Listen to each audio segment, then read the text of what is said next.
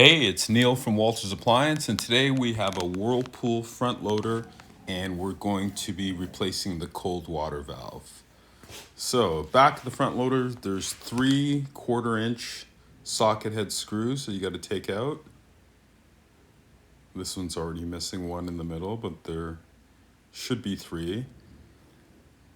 So, once you get those three screws out, you can just push back on the cover.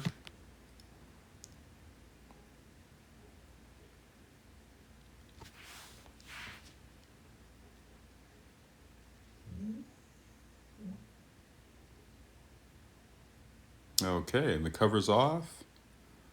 And yeah, that gives us access to the water valve, the cold water valve. So we'll turn off the water to both of these, and then I got my channel locks. I'm gonna take the hose off the cold water side because we're only changing the cold. The issue with this machine is that it wouldn't fill up with water, and that's usually going to be the cold water side is the culprit. I've already diagnosed that there was the proper voltage there. Okay, and there's a wiring harness that goes into that cold water valve. There's 1/4 inch screw at the back that is holding the cold water valve. And then the valve actually has two flanges. You can kind of see it there, and they almost act like a thread. So you're going to want to turn that counterclockwise to get that out of there. Okay, so I've got it out. And I've got my needle nose pliers to take the two clamps off those two hoses. I have a brand new cold water valve right beside me, so I'm just gonna take the hoses off and just put them on one by one on the new cold water valve. It can be a little bit tough to get off, so what I like to do is use a flathead screwdriver just to start it, just to get in where that rubber meets the plastic part of the water valve. Okay, so we got the new valve there. Yeah, be careful with this. That screwdriver could easily slip. I probably really should be wearing gloves. The machine is unplugged and the water's turned off to both the hot and the cold.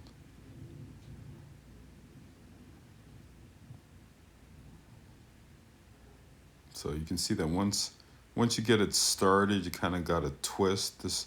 There is a bit of force you got to use to get this off.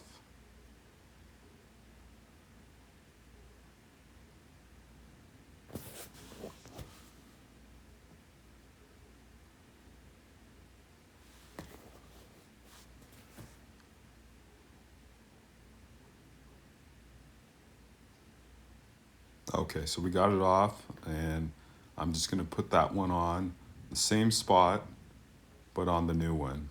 So we're gonna do the same thing for the other side. The part number for this cold water valve is W11688995.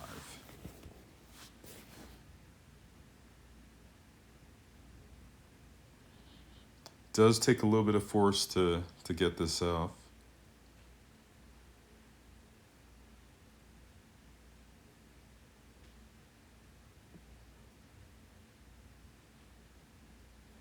Okay, it's coming off. It's giving us a bit of a fight.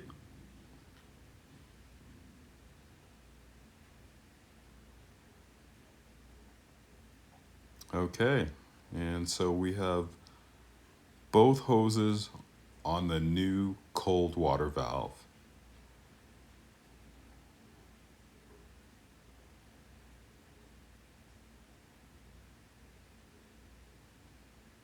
So we're just going to move those clamps up to the same spot that they were on, the old one.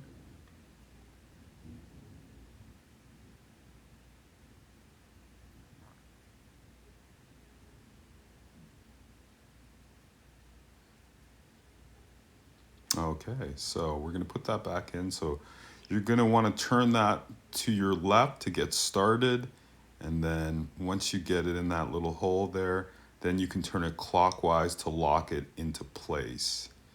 That's locked in place, and now we're going to put that 1/4 inch screw back in that just holds it there.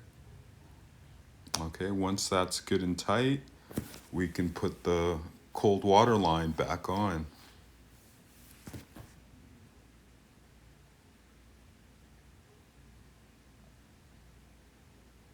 Okay.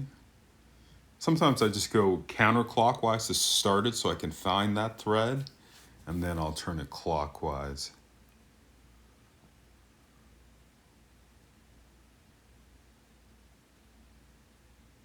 Okay, so we're just going to tighten that up.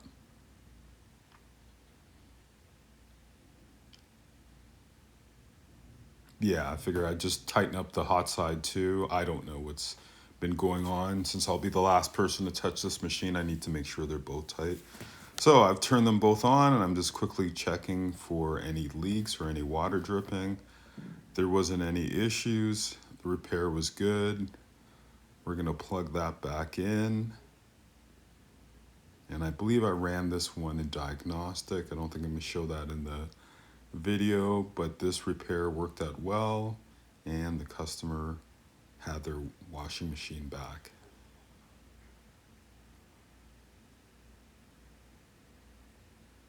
That's me putting the top back on, and then there's the 3/4 inch socket head screws that go at the back.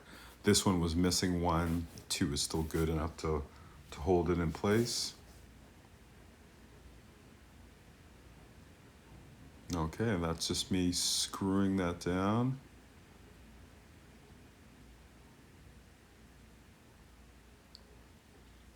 All right, that's how you do it. And that's another repair by Neil from Walters Appliance.